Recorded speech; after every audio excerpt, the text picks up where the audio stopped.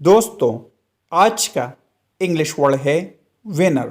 Winner का क्या मतलब है, आइए सीखते हैं आज की इस छोटी सी वीडियो में। व्यूअर्स जो भी नए हो तो चैनल को ज़रूर सब्सक्राइब करें।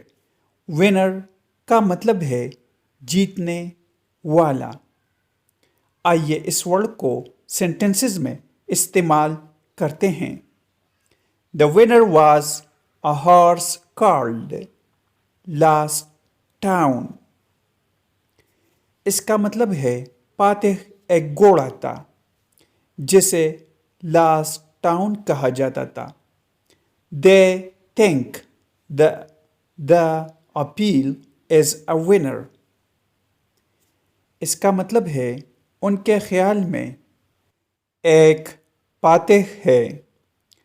व्यूअर्स वीडियो को लाइक और शेयर ज़रूर करें।